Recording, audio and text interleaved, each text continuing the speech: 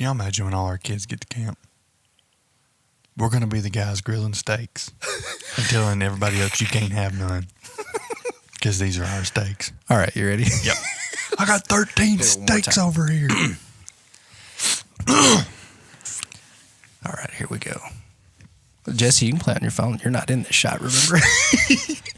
Put your glasses on. You look stupid. All right, here we go. Hello, everyone. Welcome back to Talk Back Corner, episode 3. I am Matt. And I'm Cody. And we have a special guest here with us today. You're going to see who it is here in just a second. He's going to be discussing a topic that's relevant to all of us as apostolic musicians, so stay tuned.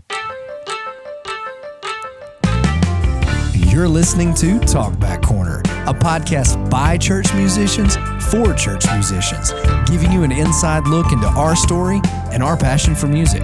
Our goal is to inspire musicians not to just play an instrument, but worship with that instrument and use their talents to further the kingdom of God.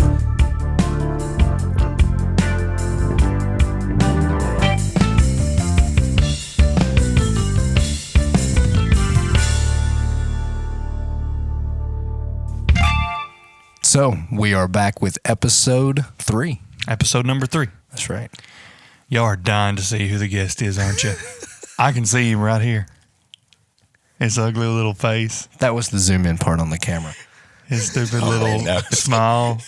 Ouch. If you can't tell by the laugh, we do have the one and only, the Reverend of music and of the word, Jesse Scroggins, with us today. Applause sound effect. Jesse Wayne Scroggins. Not just Jesse Scroggins. Wow, middle name there. I've never Everybody been knows. so lifted up and brought down in an introduction. You look good. Fix it. No. So, we are excited about this episode. We're going to get it started. Jesse, tell us a little bit about yourself. And when I say a little bit, I mean a lot. Walk us through all the way back to the beginning. As we've mentioned, this podcast is to help up-and-coming musicians that are starting out, or those that don't know what they want to do. You know, they're just kind of confused. They feel like they want to play something but don't really know what or how or whatever. So just give us a background on yourself and start at the beginning. How far back at the beginning? It was a cold morning, November of 19. So, obviously, be relative to music, beginning. Nobody really in my family are musicians. I've got an uncle that was a really good musician, but he's not even in the family anymore. And but anyhow, that was the only musician in my family. And other than that, there was just no musical influences in my family other than listening to music. And I guess for me, I was always interested in listening to music. And so, I wasn't in church at this time. I was probably 13 or 14.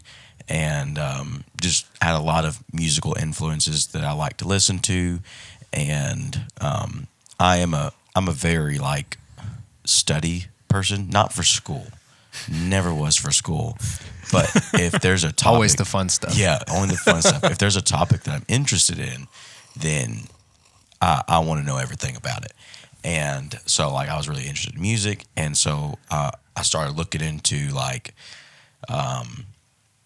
all the histories of music and such, different genres, and then of course you start looking into history of music, you're going to start dabbling in theories and all this, and so I guess I had a interest in music and overall, and I'm definitely not a singer. So the only avenue if you're interested in music and you're not a singer is instruments. And the cool part of music too, because let's be honest, we can sit here and listen to a 3-piece band all day. Oh yeah. You give me a singer a cappella, not gonna happen. 3 minutes and that's it. But anyhow, so I guess I'd started kind of being interested in learning some instruments. And my dad has a junkyard, and there was like an acoustic guitar that came in for scrap metal, which it was Interesting. A wooden acoustic guitar. it was a So wooden they wanted to acoustic- scrap the strings? Well, so now that I said it, I think it came in inside the car that was sold. Obviously, not a high quality guitar.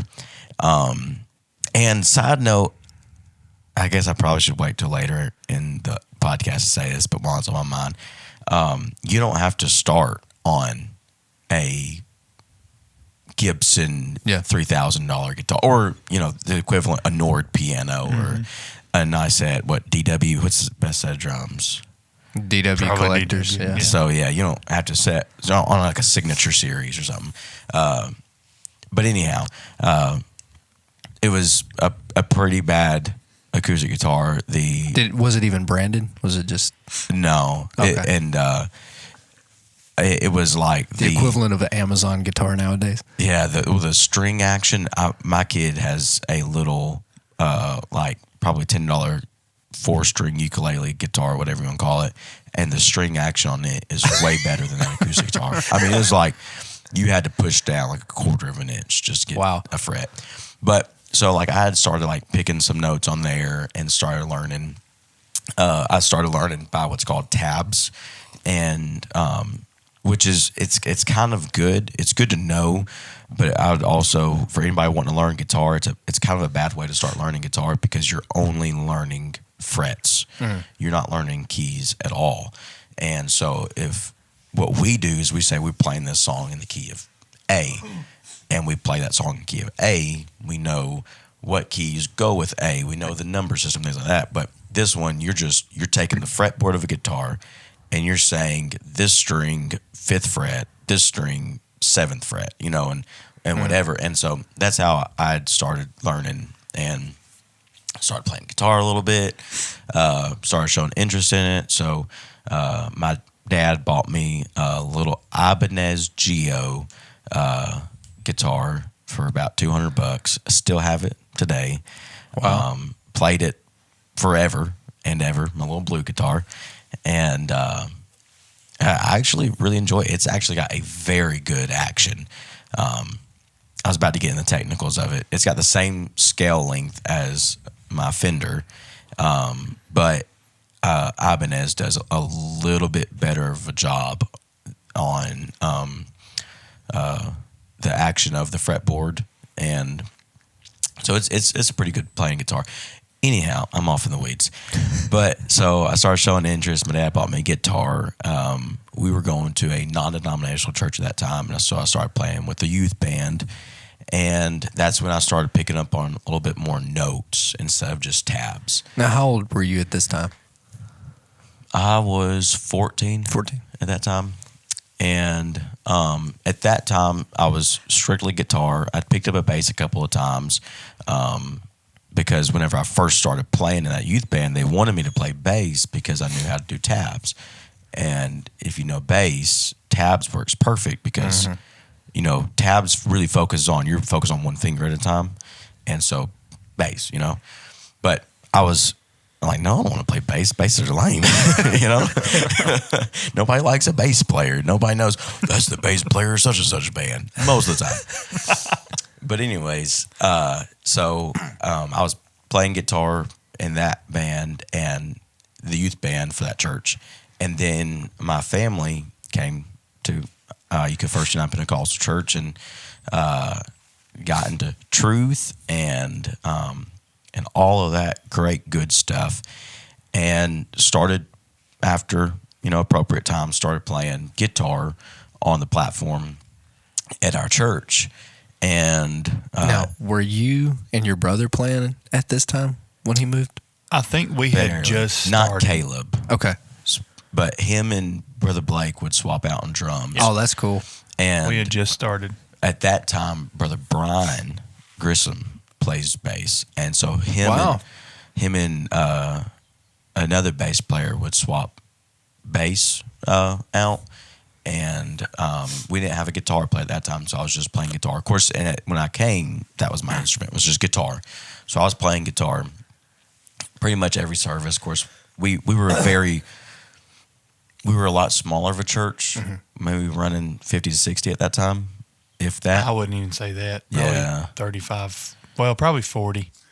But we were a lot smaller of a church, so It's crazy to say that was 13 years ago, 14 years ago. Wow. yeah. Yeah. So if now it's really, it's not hard, but it's a little bit different if a musician gets off, and like, I don't want to like get into later topics, but because it's a ministry and you're ministering that service, but at that time, people were just getting off drums and going and swapping out, or we just didn't play with drums. If they felt a need to worship or go pray with somebody or be prayed for, or same with any other instrument. But I was mainly on guitar unless something needed to change. But when Caleb started playing bass, and with him learning, and I guess I shouldn't get into his story too much, but he would kind of stay up there, and there'd be another bass player, there'd be a guitar player, and then he'd play bass. And because he was learning, but when that happened and we started all hanging out, and me, him, and Cody and Caleb were being friends, we'd go to the church just like nightly. And obviously, Iuka, there's not much to do, and if there is something to do in Iuka for a young kid, you probably shouldn't be doing it. So it's best to go to church anyway. It's best to just go to church. And so we didn't say this in the intro, but you are, for all of our listeners, basically Cody's best friend. Yeah. Like, since childhood. I wouldn't say that. Well, his intro, I don't know. I think that's relevant for everybody listening. So yeah, me and Cody and Caleb kind of really got tight, and Music, I think, was absolutely a very big part of that too. Yeah. Well, we'd go to the church, and we'd be like Tuesday night. We're not doing anything. We'd just spend all night. It seemed like playing or whenever, and then we started a band. I've not mentioned You've the band. not mentioned? I did mention that we would go play at the church. I mentioned our recording Bro. of me singing. I wanted to save it. So for when? I don't know. Okay, I guess I won't. But so we See, I like this. The story builds. we started a band, and actually the band was a 3-piece band. Yeah. We didn't have anything else, and then we were like, we're not singers, so we need to bring some singers in. So we did that. But anyhow, we would spend like all night playing instruments and just having a great time. And then it started being like, hey, what if I tried playing this on piano? Mm-hmm. Because I can build this chord on guitar.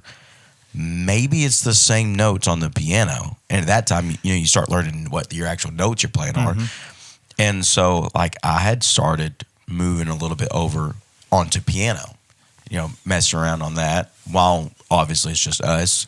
So did you pick it out by ear, or was there tabs for piano? How did that work? A little bit. 27th note up there. Yeah. You got to count. I think it was more of I was kind of taking what I knew on guitar and just putting it on piano. So like I knew C to C.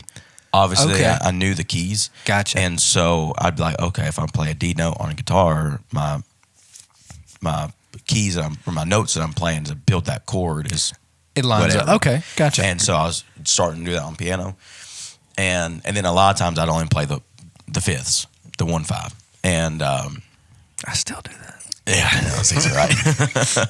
But so, and obviously what we done then probably didn't sound the best, but we were still having fun. And it even got to the point where whenever I would go to piano, and then Caleb would pick up my guitar and start playing a little bit of power chord. And then there'd be times, once again, I guess I like being able to do stuff even if I'm not good at it. And so I'm not really a drummer hardly at all. But Don't sell yourself short. oh man. But so you notice he didn't say that when I said I'm not a singer. He was just like, yeah, you're right. Yeah, you sold yourself long. Oh, He's that's agreed on that one. He's definitely knows. Before we go any further, I will add right here. So we were playing majority like Southern gospel, or not really Southern gospel, but like this was 2010 to 11. Like in service, we were playing a lot of it was older, more traditional style music. You know, So y'all would jam to When We All Get to Heaven or I'll Fly Away? Yeah. That's pretty cool. We were still in that transition of and our music department really hadn't taken a shift at that time. Yeah. There was a lot of the older musicians that we gleaned from and learned from. And there wasn't modern worship to play. I was going to say. Yeah. I mean, we did have stuff like, that didn't even start at Blessed that point. Be the Name of the Lord was like a whoa song for us. Really? Yeah. Because at that point, it was just now. Well, no, it had been out for a while, but it was just now making its way into our church. Right. Yeah. Well, back then, church music, you either played, can I just say, K-Love music or hymns. Like, there wasn't really a gap like there is nowadays where you actually have apostolic artists in music. Right. So we started out on that, and when we would go over to the church and play, we would get away from that into Casting Crowns. Jesus Culture. Jesus Culture was a big one. Court Chavis. Yeah. He was the one apostolic producer that was putting music out. Israel Houghton.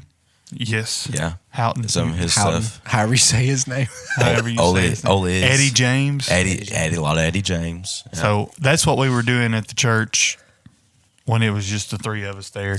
We had an audience of 2.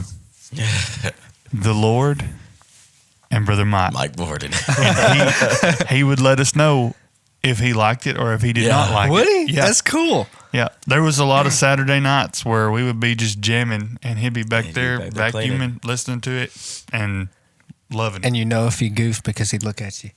No, it would really just be like, go back to that other thing y'all were playing. So, sorry. Go ahead. No, it was good. And then, so Cody is a very good drummer for anybody out there that's not sure. I'll second that. Don't sell me short. It's like the only thing that he's good at.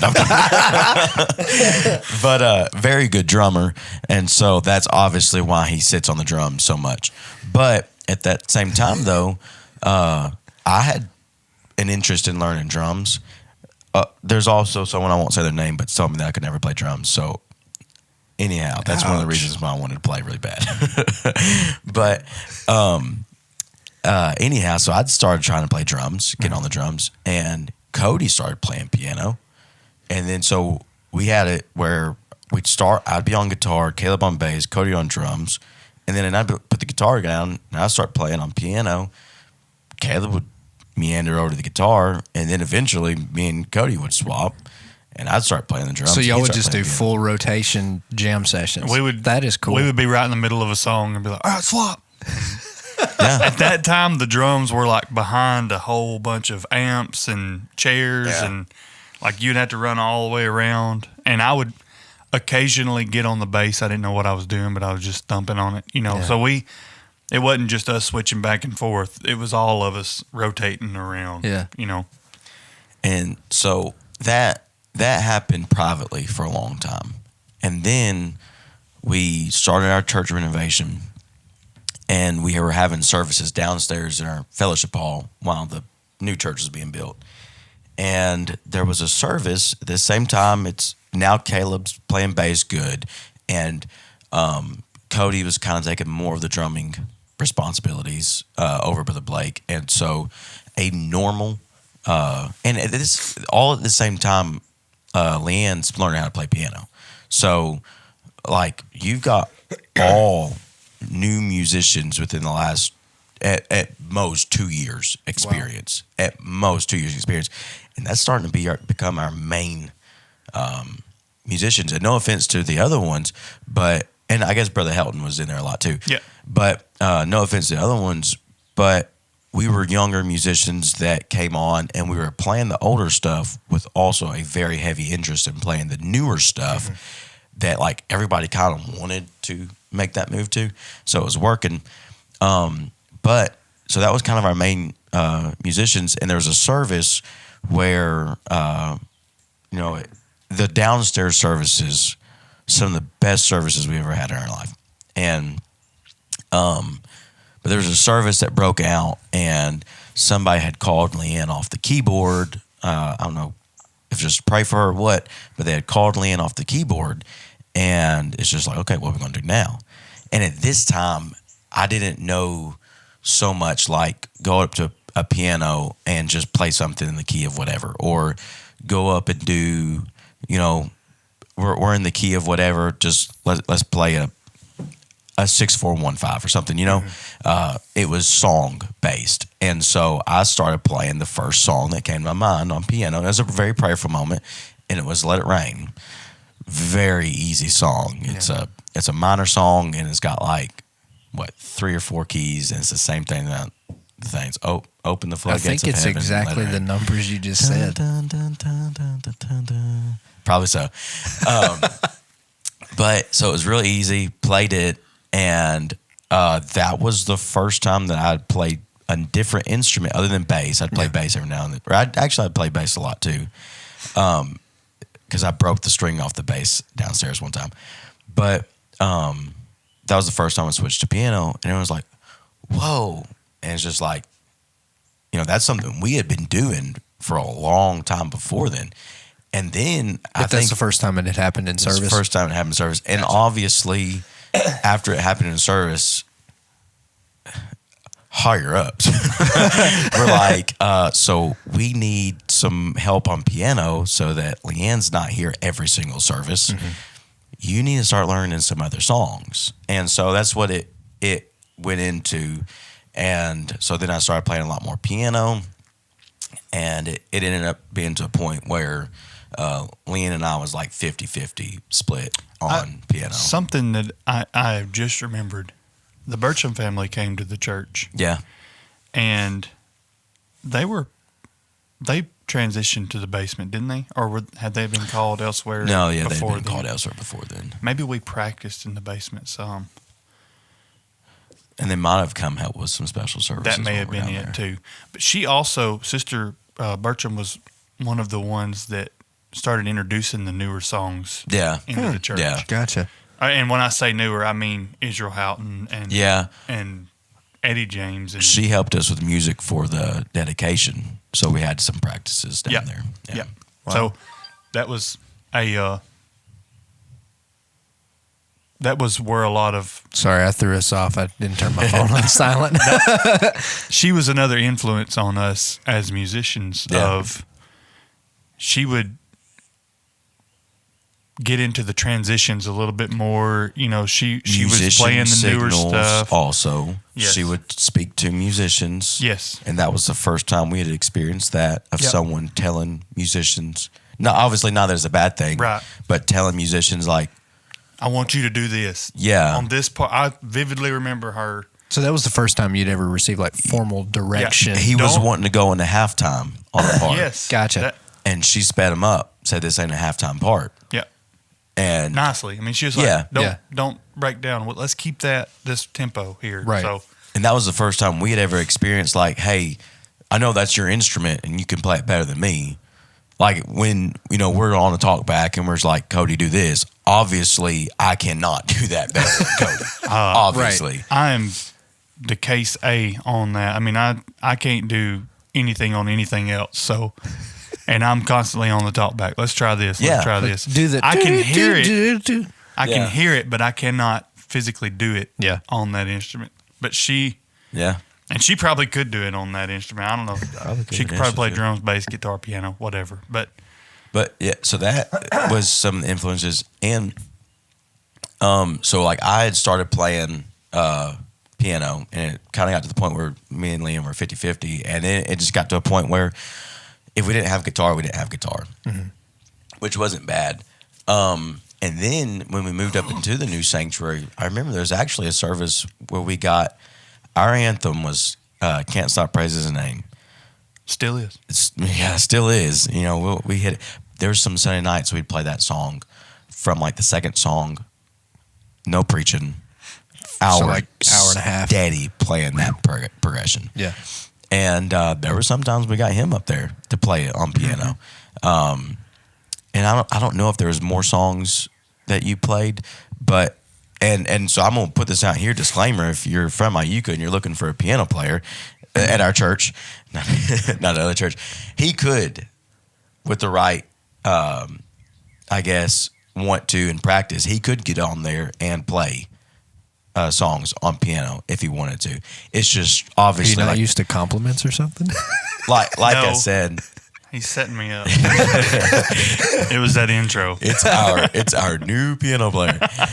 But and it's just like Caleb. Caleb plays a lot of guitar now. Yeah. And even Caleb will go over to piano and poke on it a little bit. And it all started because if we have an altar service, hell, like most of the time it's like a midweek service where, you know, you're downstairs.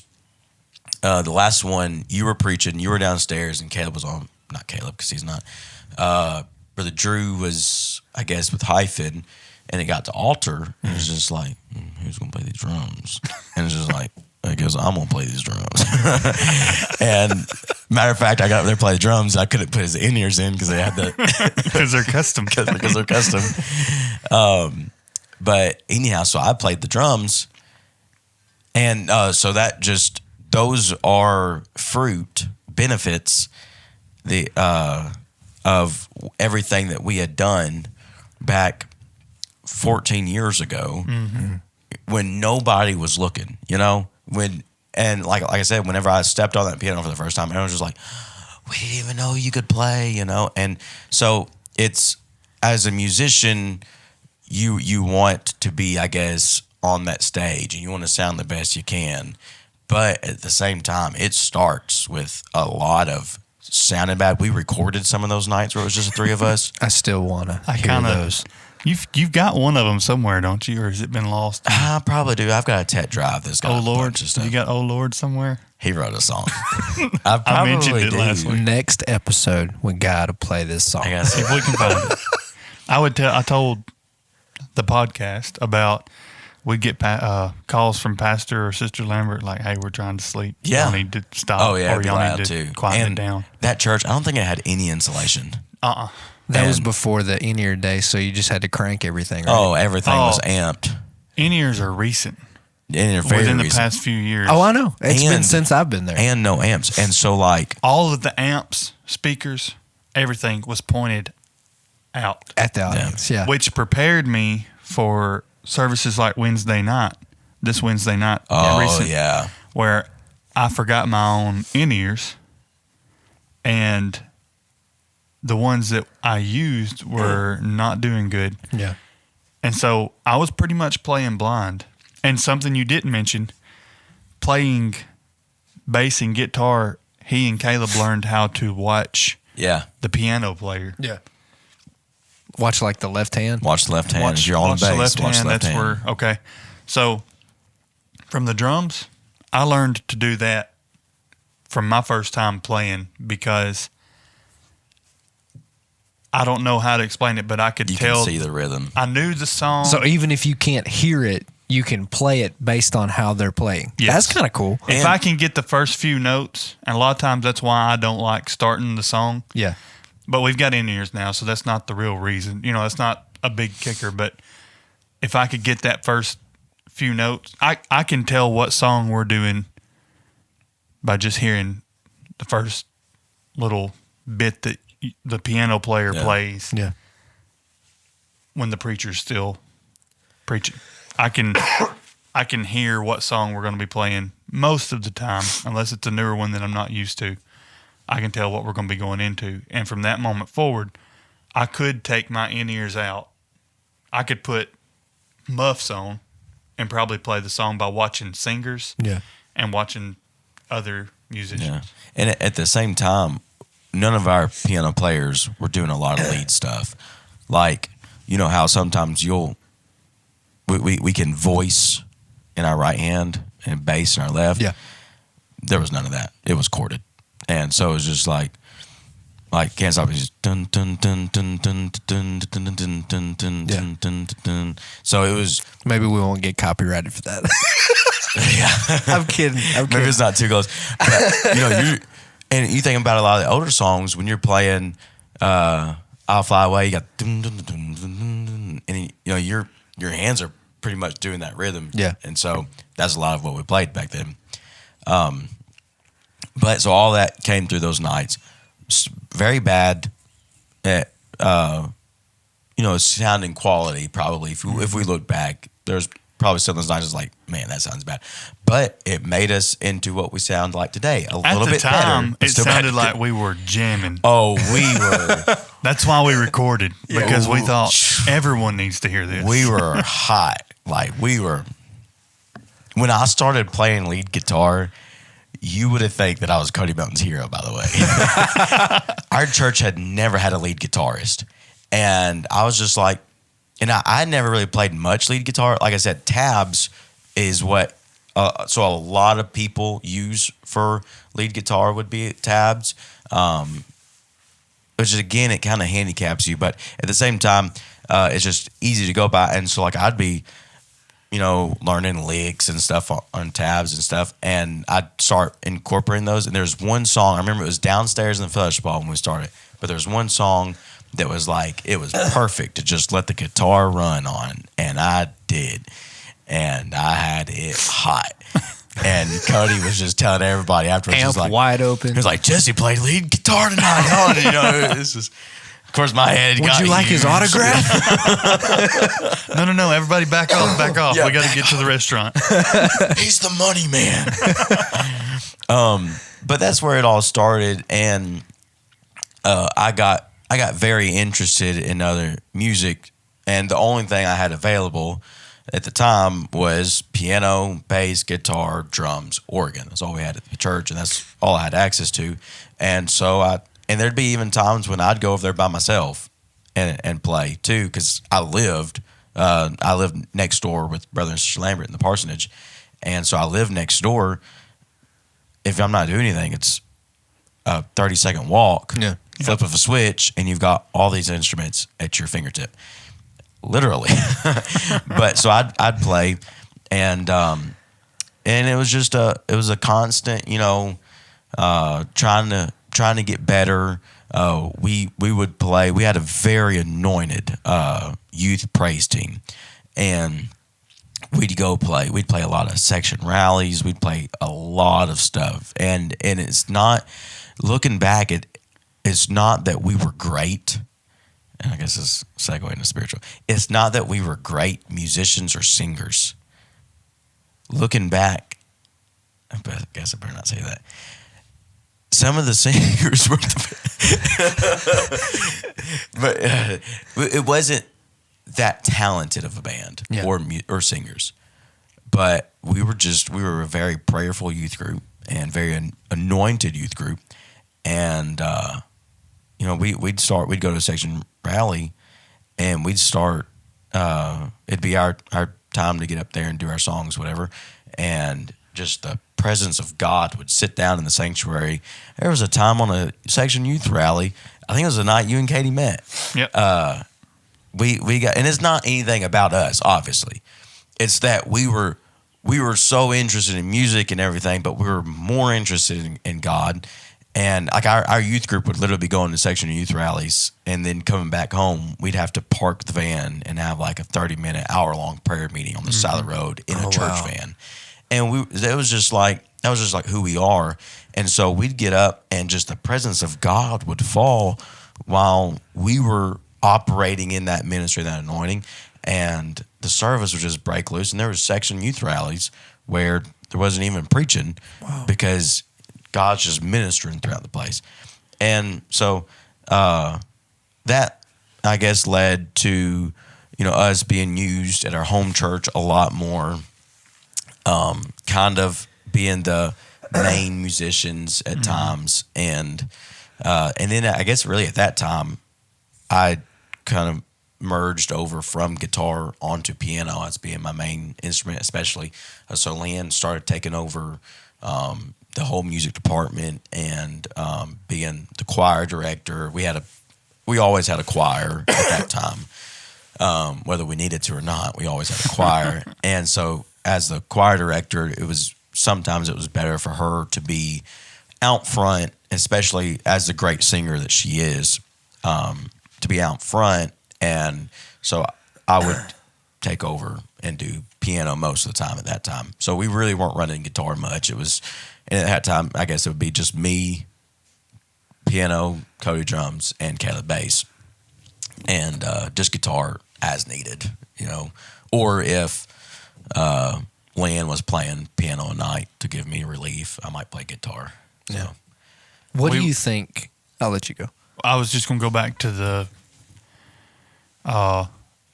You mentioned there was nobody watching, and back in that time, even in service, there was nobody watching. Yeah. Yeah. And that we could have had a very different path to where we are now if there was kind of a pressure to impress. Yeah. We did not care about anything. So we would go to these sectional rallies, and we weren't up there to make ourselves look good or impress anybody there. We were there because we knew what worked at our church, and that was you keep your heart and your mind on God throughout the whole thing. Yeah. It's not about, hey, I did this, I did that. And at that time, we didn't know a lot of fancy stuff. And we were singing songs that everybody was singing. Yeah. There was some of the songs were older than what. That's what I was about to say. Some of the songs were old songs for churches. But there was just a prayerful anointing that was on us, that when you're not worried about impressing everybody else and you're worried about impressing God, and moving into His glory falling down, and you know, attracting God's glory, and being able to, I don't know, lead everybody into that atmosphere, I guess. Yeah. And we'll get into that later, but continue. Or you had a question. I wanted to say that I would say one of the keys to our success was we were not up there to impress. Yeah. We were up there with pure intentions. The right reasons, Yeah. I think, we preached a lot on practice in the last episode, but I think that practice can be said that it's preparation, and prayer is every bit as much of that as, sitting down and learning chords and everything else. Yeah. Also, one thing you didn't mention, and you may have been getting to this, but we had joined bedrooms, me and my brother, and we made a music room. Which I told them it would not last long. We would be fighting every night because we had to sleep in the same bed. Oh my goodness. So, but we sacrificed our own bedrooms so that we could move all of our music into one room and to focus on music. That's jam. Cool. Yeah. And at that time there were no guitars, so I had to play piano. It was piano, bass, and drums. Yeah. Also, what do we do? And at that point, more it was just me and him switching. He would go play piano, I'd play drums. Yeah. And we'd have a guitar for Caleb to switch to. So yeah, fun times. So you had a question? I was just gonna say, if you had to, because I know it'd be different day by day, but say roughly how much you practiced every day. How long do you think that would be? And mention if you did not practice every day. So yeah, I didn't practice every day, but I guess I'll put it on a weekly. Yeah. And it was different. It was different at different times in my life. So like when we started playing, it was like we'd play on Sunday afternoon. It seemed like between services, we'd probably play on Tuesday night. We'd probably play on Thursday or Friday night. Like I said, we were always together. Didn't have much to do. I was never the most wealthy at that time either, and we come from humble beginnings and such, and so we didn't have money just to go gallivant all the time, and go to the church and play music don't cost a dime. Absolutely free. Unless you went to El Picante. We ain't going to get into those stories. He still owes me a lot of money. No, I'm kidding. But, and so I guess weekly, I could say that at that time when we were first starting out, I was probably playing at least 6 hours, 7 hours a week. Yeah. When I went to college, I would go at Northeast. They had piano rooms, and there were rooms in the music hall where it was a bunch of electric digital keyboards, whatever, and you could plug headphones in. And so I'd do those, or there was an actual room that was like maybe 8 foot by 8 foot or smaller, and it'd have like an upright piano in it. Yeah. We had those at UNA too. If I had an hour and a half break between classes, walk down to the music hall and play. And so I was playing a lot during college. And should I talk about the love for music right now? I guess this wouldn't be a bad time to do it. Yeah. So at that point, my life was like, I was a young single dude. And so I was in college. I was working. I was working at that time. But really, my life was like church and music and friends. Yeah. And so it was like God, music, and friends. And that was like it in my life. And I was either, and I know this, that kind of sounds boastful, but I was doing something that I was feeling like I was trying to get closer to God. That was like my first, foremost priority most of the time. We're all crazy teenagers, but most of the time that was like my first and foremost priority. And then like after that, it was just like, I wanted to hang out with friends. I wanted to play music. Mm-hmm. And if I could hang out with friends and play music, boom, you know? And so, like, my life was pretty much revolving around music at the time. That was all I wanted to do, all we ever done. And so I was in love with music at that time. I wanted to be on an instrument every service. I wanted to play. I wanted to learn new instruments. I wanted to learn new techniques, new stuff. I wanted to become better. I wanted our church to do every song that they done at General Conference, NAYC, anything like that. Is like, I was like, we've got the people that can do it. Yeah, if we didn't do it, we felt like it was our fault because we were. Oh, wow. Because singers sing. No offense, singers sing. Okay, this podcast is also for singers. But so a singer can usually find the part. It's not often that. I guess nowadays it's more often than not. But used to, if you didn't do a song, it was because your musicians couldn't play the song, not because your singers couldn't sing it. Right. Now it's kind of flip-flop. Now it's like, oh, we can't hit that part, so we're not doing that. Let's drop I haven't thought about that, but that's so true. Yeah. And songs have completely changed, too. I mean, you're talking about going from How Great Is Our God to Joy Is Coming. Yeah. You know, Or Nade Como Como Tu, where Tu. it's a constant run. Yeah. But that's the funnest song that we play at our church. It is fun.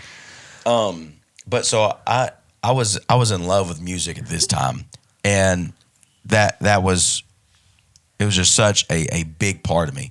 And whether I needed to or not, I was taking a lot of videos of myself and posting them. Probably shouldn't have done that, but I was just, and you were the same way. Yeah, I was. Just in love with music. Mm-hmm. And then, like at a point in my life, and I was in church. For anybody that doesn't know, I backslid for about a year and a half or so as in my early 20s, and then got back in church. And even when I wasn't in church, I still loved music, and I would still find music stores and play music. I'd go to a music store and I'd play music 4 or 6 hours. Oh, wow. And I wasn't playing at church or anything, so I didn't have that weekly. So I'd go find me a music store and just play music. There was this place in Richmond, Kentucky that it was a music store, and it was downtown. It was a really old building, and they had like 3 different levels because it was an old downtown building, and like each level was a different section of instruments. And so I'd of course play around, but then they had this back room where on a nice day they leave the window open, and you open the window and you can see EKU campus and because you're high up in this building, and it's a top floor, and there was a upright piano there. You could close the door. That window was open. You could hear birds chirping.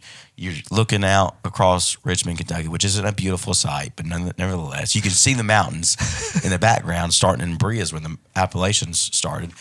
And so you can see the mountains in the background, and you're just sitting there playing. And it was great. It was because it's music. That's how much I love music. Well, but then when I had come back to church, I kind of had gotten to this thought of where I didn't want to make music, I guess, my entire life again. And I was, at this time, now I'm married. I've got a kid on the way. I got a kid that was born, and the kids just kept going. let me back up for a second. Where in there did you feel your call to preach? Oh, it was, so I felt my call to preach when I was like 16, I believe. And so it was a long time ago. And I guess that's a good point because before I'd left church, it felt like, I was called to preach, and I was preaching. And I guess I was preaching at different places and such. So preaching was a big part. And I guess I'd put that in with my, God priority. Mm-hmm. And then it was like music and friends. And so I was pursuing that throughout the entire time that I was in love with music. But it felt like I was kind of 50-50.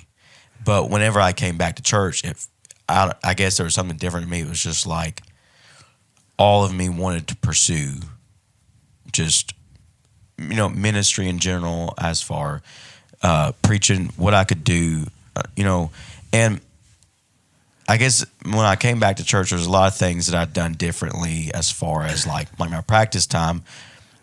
I think all my practice time that I had was good, but maybe there was some of that time that I could have spent more in prayer, and maybe there's some of that time that I could have spent more in study. And so when I come back to church, I kind of had more caution on trying to spend more of that time right in practice or in study, and more of that time in prayer and things of that nature, and limit a little bit of my practice time. One reason I asked is people may feel like, oh, well, I feel a call to play music, and they stop there. Yeah. When you may have a call to preach on your life, you may have a call to, I don't know, clean the church or whatever. Be the children's minister.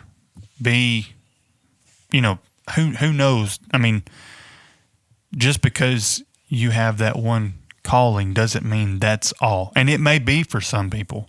Yeah. But don't downplay something that you feel. Oh, absolutely. Because you're called, you're called to music, and you're feeling a call to preach. And that was one thing that held me back for a while. I literally thought, well, I know I feel called to music, but I'm feeling this call to missions and this call to preach, but I don't. Yeah. I know I'm called to music, and that they talk about your calling, not your callings, and it was a mental battle that I had to at 14, 15, 16, and I didn't accept my calling and to preach until I was like, I don't know, in college at some point. Yeah.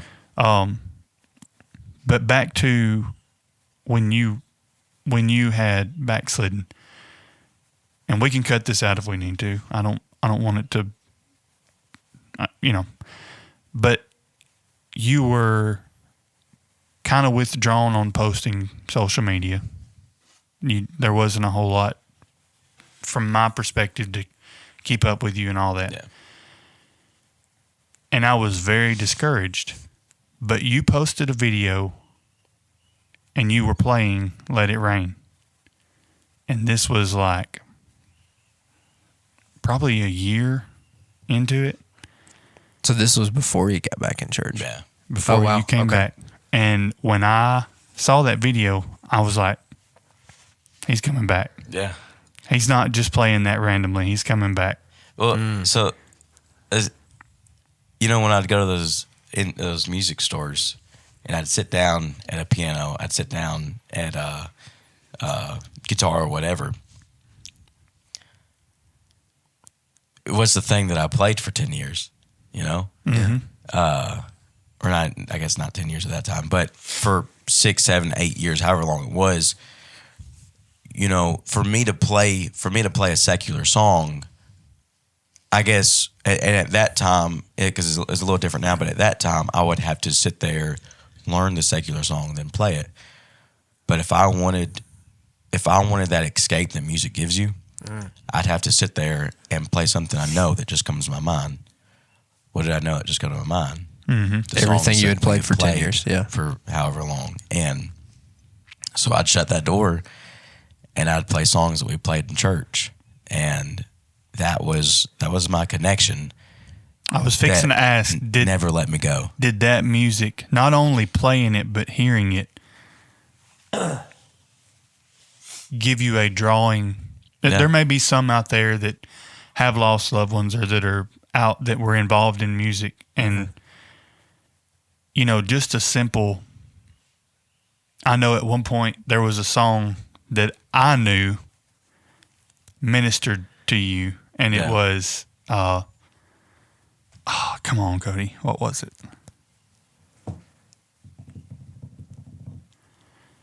I'm sorry. I'm sorry. Why can I not think of the song's name? I'm Take Me to the being Place. Oh. Take me to the place. I don't think that's the name of the song.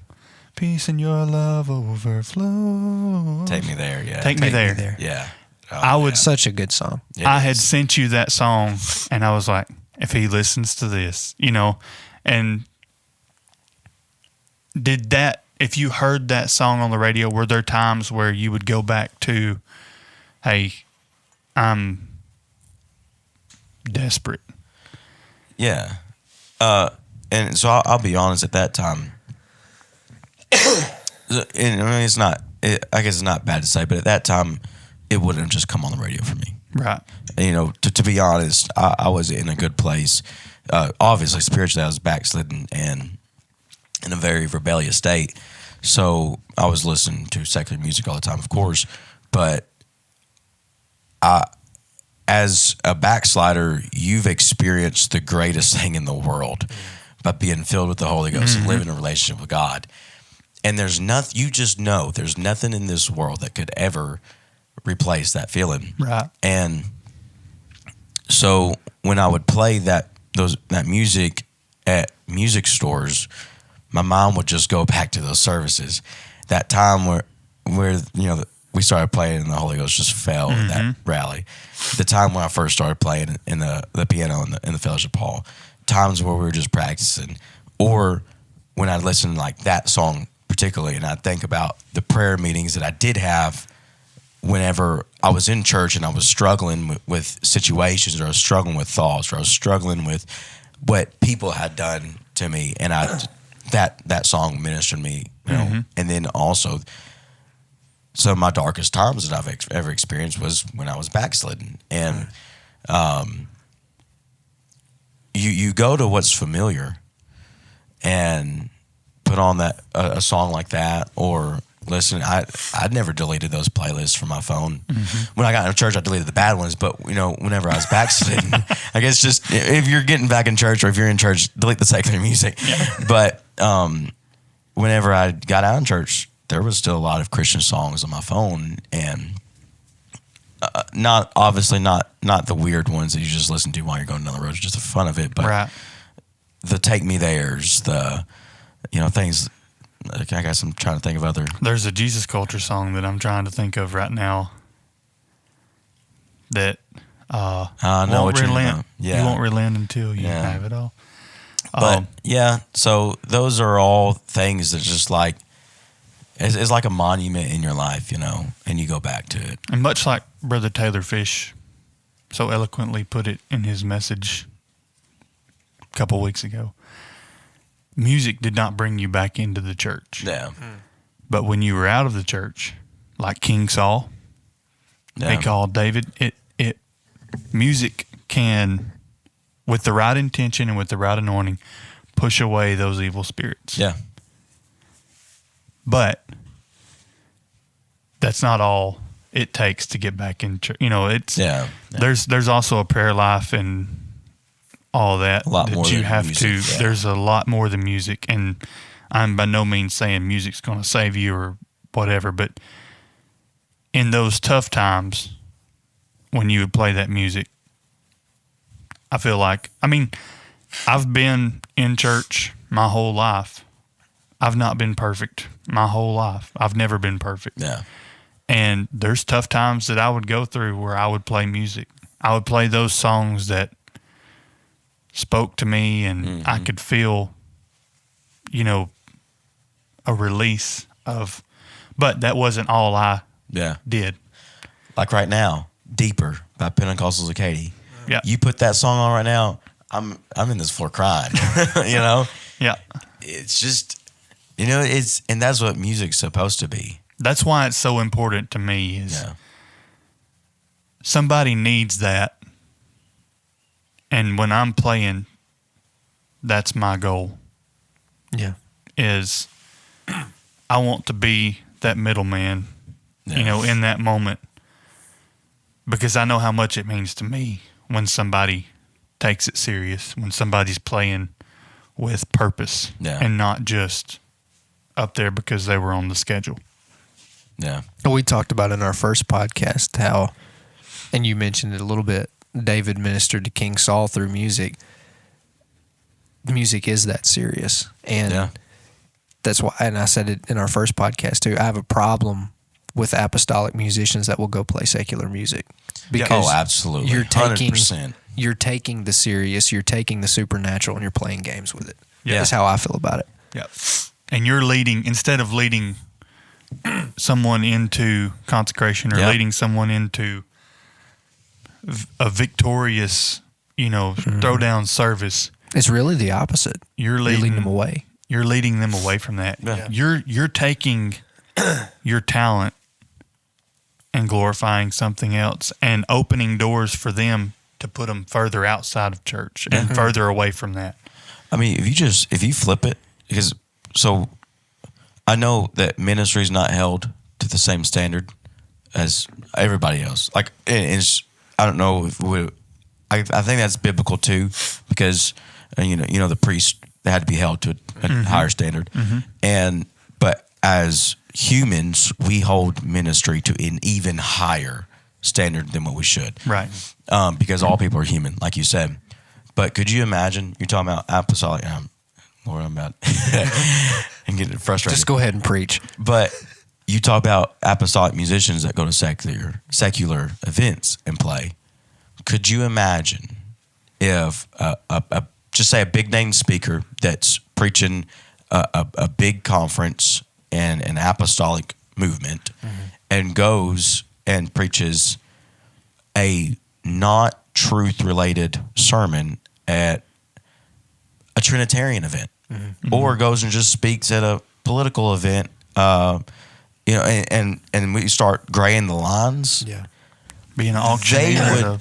They would absolutely be hung over to dry because they're using what God gave them and put it in places where it don't belong. Yep. And it's the same way when God gives you an ability and an anointing, and you're trying to put that places it don't belong. See, we talk about musicians, but nobody says, well, what if so and so went and talked to that?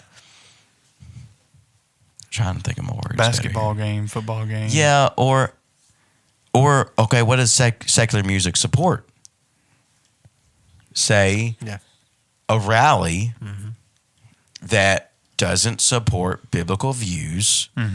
If an apostolic preacher went and spoke at that, even if the intention was to spread the love of Jesus Christ and hopefully someone would hear this love of Jesus Christ and they'd come back to my church. They get up there and don't talk about the love of Jesus Christ and talk about something. Or they just mention love of Jesus Christ and don't tell you that you're a sinner and you need to repent of your sins, right, or something. I know this is getting a little harsh and we're starting to preach, but they would be ostracized because of the view of it. Anyhow, But they don't hold. musicians Are to not that held same- to the same standard. It's kind of like, oh, well, they've got to do that to make money. Whatever. Yeah. No, they don't. Yeah. But sorry that we got off on that rabbit trail. I just wanted to give hope to some that may have, a child, a husband, a wife that's backslidden, Yeah. or a family member, a parent that's backslidden, and they were involved in music in Yeah. some aspect. To know that they're still feeling that drawing, and When they're at your home, put the instrument in their hand and start playing. yeah, If they played bass, put the bass in their hand. You get on the piano and you start playing songs they used to play. Yeah. For real. And so I guess just to end that thought, I fell out of love with music. Mm-hmm. It was a job for me to get on the stage and play music just because I wasn't interested anymore. I was interested at that time. I was over like all the guest relations at the church, which we have separated like everything that I was doing into a lot of different departments now with a lot of different leaders. But I was trying to get so many things off the ground at the church that when I was playing an instrument, I was thinking about who's doing what in the service, who's here today. We got to had follow so up many with this irons person. in the fire. Yes, and so I was missing keys. I was not even looking at signs. We're going to the bridge, and I'm playing the chorus. So I'm going back in the verse. that still happens. Yeah, sometimes. I was going to say I feel guilty now. Especially when there's a black banner and you can't even. A curtain between you and the singers. Oh, you're talking about Wednesday night? Yeah. There again, playing blind. Yeah, but so I was out in love with music, and it was a job for me to get up there and play. Not a want to at all, but we played that Christmas mashup, and I fumbled it the night we played the Christmas mashup. What was that, 2 years ago? 3 years ago? 2 years ago, I 2 think. years It ago? was a while, but the afternoon before that Sunday night where we played that, we had the Christmas program. That afternoon we were practicing, and I was playing that gold top PV Les Paul looking guitar, and I was playing the lead part of Mary Did You Know, and we got on it, and so I'm not that wonderful of a guitar player, but I had played the absolute best lead licks I've ever played in my life. And even in the middle of it, Caleb stopped playing and looked over at me. And I saw him looking at me. And then afterwards, he said something about it. I said, dude, I don't know what happened. That was the best I've ever played. And I never played that good again. You had been to touch back on, you'd been kind of withdrawn from Oh, yeah. getting back into music. I had not played an instrument away from service in like years. Like when I went Before home. that mashup? Before that mashup, Really? I was not going home playing. I was not coming to the church and playing. I was not I was not, looking at videos or trying to. The only time I played was either at practice and at practice for the church service or in the service. And sorry to the music directors, but I wouldn't even listen to the song before the practice. Like they'd say, "This is a set list." Yeah. I'd look at the set list. There'd be a song that I didn't know. I'd get to practice. I know, and that's bad. You don't need to do that, musicians. It's bad.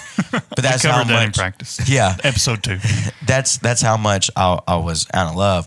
And then I played that 30-second little solo riff, lead line, whatever, and I was just like, "Whoa, I miss this," because it hit that creative portion in my mind. Yeah. Where like for a minute it's just you and the instrument, and so that made me fall back in love with music. And now I found that balance. I feel like where, because I'm not practicing near as much, and I've got a piano and a guitar at home. And usually if I'm playing at home, it's on the piano because the guitar is kind of a lot of work. I keep it hidden from my kids. That's why my bass is out here. Yeah, it's a little bit nicer of a guitar. So I try to keep it in the case and not accessible to them. But we got a little piano. I'll mess around with it at home. But I feel like I found that balance of where like I know what my priorities are, but just because what my priorities are doesn't mean that I have to completely quit being a musician or being involved in music. But that's my Where story. we at now? That's You where, know? that's where we're at now. I think having you on here was an awesome idea, and I think we're gonna have to do it again to cover the original idea that we had you on here for, because we've been going just over an hour. Now. That's for okay. a little while. Now. That's But if you would be willing to come back on again, Yeah.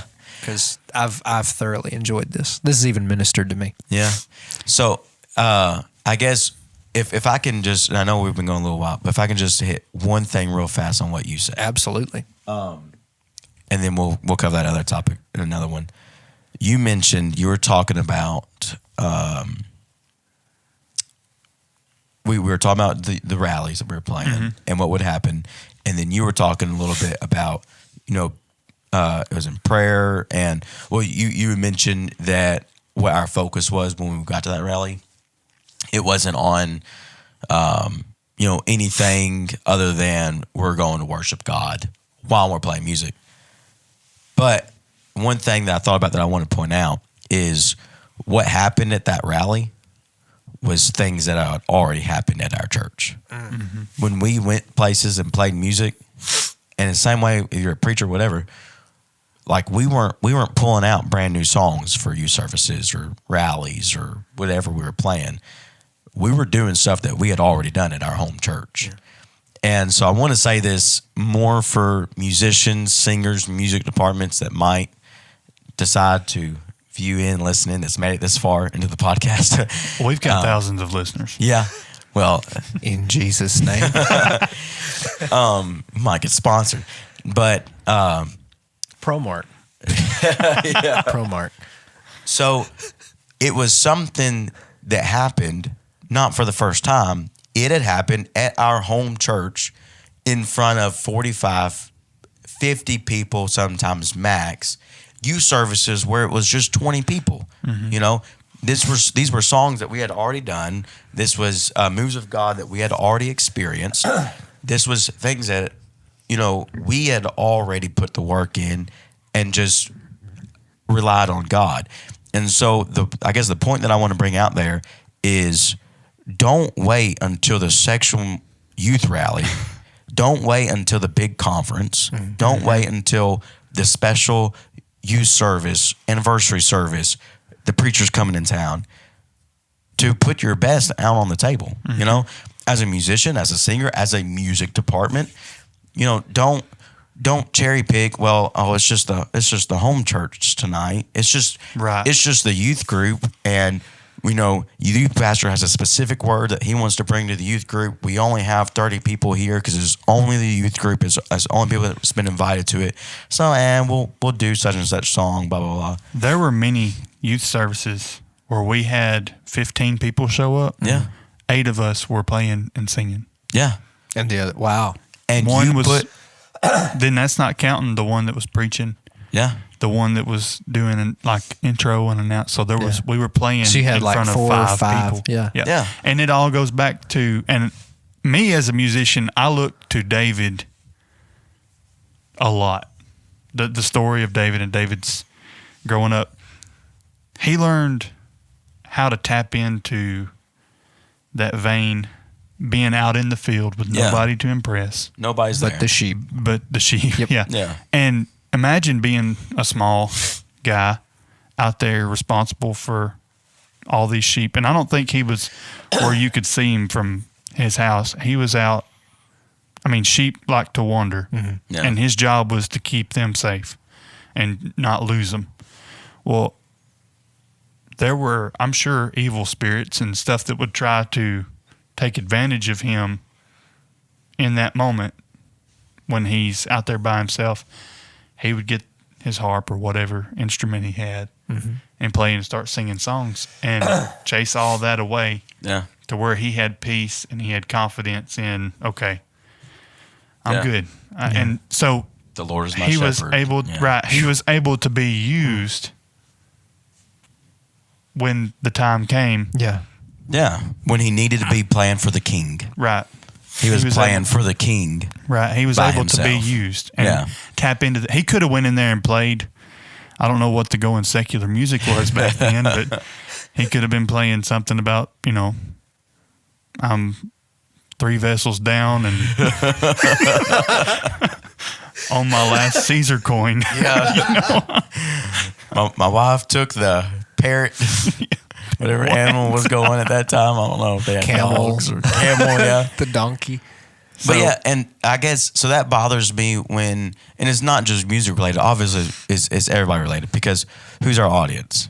You mentioned it earlier, we got an audience of 1. Right. We play, we sing, we preach, we do everything for God, and God uses that to minister to people. I'm trying to jump into the other topic, but God uses that to minister to people. But don't limit just because you're playing a midweek service and you want to play a Friday night conference, you know? Yeah. And so, like, don't say we're only going to do this song on this service because so-and-so's not here. Or, and it limits. And I guess going, that was what I was saying about, was going back to that thought. We put our best on the table. We put our best on the table when it was practice. We were having practices where people were getting slain in the spirit. Yep. We put our best on the table when there wasn't a single person that, I guess we would say in today's terms, a person that mattered, you know, someone with influence, someone with name, someone with notoriety.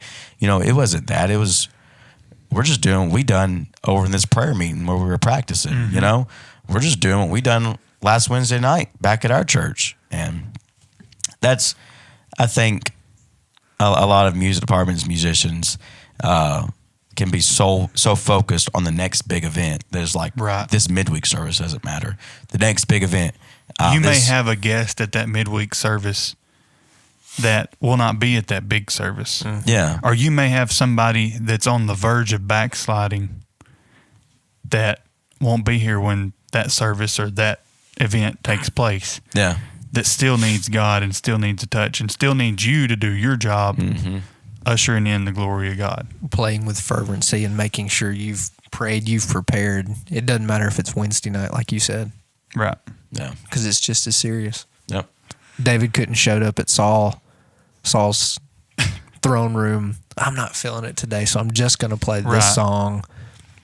He had to have done it with fervency every time. Yep. And he learned to do that. In the field. Yep. So, all right. Well, I think episode 3's been great. It's been awesome. Like I said, it has ministered to me. Yep. Same here. It's been fun, yeah. I've enjoyed it. Even if it did start at 6 a.m. on a Saturday. Hey, we've got our entire day ahead of us. Yes, we do. That's amazing. Yeah, it ain't even. Yeah, it's just now 8. 30. Well, after 8. So, thank you for listening. And yeah, as Pastor always says, may you pour out before the Lord in all that you do, whether it be your effort, your practice, and we pray you have an amazing service on Sunday. Or Wednesday. Day. It's Saturday for us, so.